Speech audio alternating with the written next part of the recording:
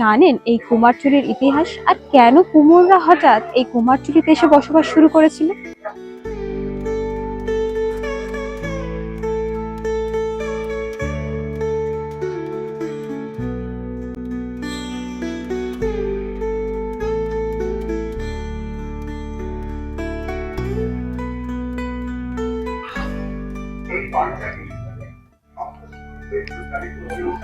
পুজোর আগে একবার কুমারটুলি না এলে হয়।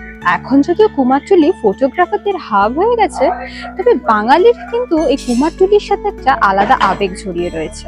মহালয়ার দিন যখন রেডিওতে বীরেন্দ্র কৃষ্ণ ভদ্রের মহিষাসুর মর্দিনী বেজে ওঠে, কুমারটুলিতে তখন কিন্তু একটা অন্যরকম ব্যস্ততা। কেউ মায়ের চোখ আঁকছে, কেউ আবার তুলির শেষ টান দিচ্ছে। আসলে দুর্গাপুজোর শুভ সূচনাটা এই কুমারটুলিতেই হয়। কিন্তু আপনি কি জানেন এই কুমারটুলির ইতিহাস আর কেন কুমোররা হঠাৎ এই কুমারটুলিতে এসে বসবাস শুরু করেছিল? আসলে কুমোরপাড়া বিখ্যাত ছিল মাটির হাঁড়ি কলসি তৈরির জন্য।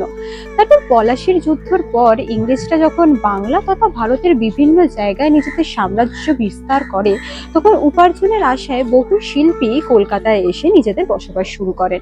তেমনি কৃষ্ণনগর থেকে বেশ কিছু পুতুল তৈরির কারিগর এখানে এসে বসবাস করেন। তারা মাটির কলসির পাশাপাশি বিভিন্ন ঘর সাজানোর জিনিস এবং মূর্তি তৈরি করা শুরু করেন ইংরেজদের জন্য। কিন্তু তাহলে কুমারটুলিতে প্রতিমা বানানো কবে থেকে শুরু হলো? যখন শোভাবাজার রাজবাড়িতে দুর্গাপুজোর প্রথম প্রচলন শুরু হয়, তখন এই নদিয়া কৃষ্ণনগর থেকেই কারিগরদের ডাকা হয়েছিল প্রতিমা তৈরির জন্য, এবং গঙ্গার পাশের এই এলাকাতেই তখন তাদের বসবাস করার বন্দোবস্ত করা হয়েছিল। সেই জায়গায় বর্তমানে কুমারটুলি। কিন্তু আপনি কি জানেন আগে দুর্গা প্রতিমার রূপ এরকমটা ছিল না। মানে আগে দুর্গা প্রতিমা হতো একচালা, একটা বেদির উপরেই দুর্গা, লক্ষ্মী, সরস্বতী, কার্তিক, গণেশ একসাথে গড়াও হতো। তখন মা দুর্গার গায়ের রং হতো হলুদ আর অসুরের গায়ের রং হতো সবুজ। আর সব থেকে মজার বিষয় কি জানেন, তখন সিংহকে সিংহর মতো দেখতে হতো না, তখন সিংহকে গড়া হতো ঘোড়ার আদলে। শুধু তাই নয়, কুমারটুলির শিল্পীরা চালচিত্র আঁকাতেও ছিল বিশাল পটু। আর চালচিত্র সে কত রকমের নাম, ইন্দ্রাণী, কৈলাসী, রামচন্দ্রী, আরো কত কি। তবে এখন এই একচালার চালচিত্র খুব একটা চোখে পড়ে না, বদলে গেছে প্রতিমার আদলও।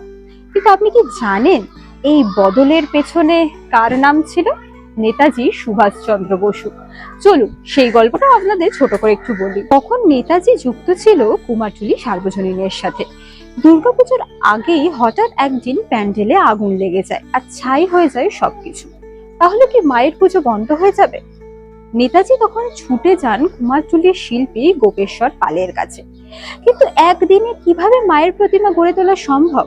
তখন সবাই মিলে আলোচনা করে ঠিক করে যে অনেক শিল্পী মিলে আলাদা আলাদা করে গড়ে তুলবে প্রতিমা। মানে কেউ করবে দুর্গা, কেউ করবে লক্ষ্মী, সরস্বতী, কার্তিক, গণেশ। এবং তখনই এই একচালা দুর্গা প্রতিমা থেকে আলাদা আলাদা 5টা চালচিত্রে তৈরি হয়েছিল ঠাকুর। এই ছিল কুমারটুলির ইতিহাস। এখন যদিও কুমারটুলিতে ফটোগ্রাফারদের আনাগোনায় বেশি, কিন্তু কুমারটুলির ইতিহাস সত্যি মনে দাগ কেটে যাওয়ার মতো। এই ধরনের কলকাতার আরো অজানা গল্প জানার জন্য আর অবশ্যই পুজোর আপডেটসের জন্য চোখ রাখুন আমাদের চ্যানেলে।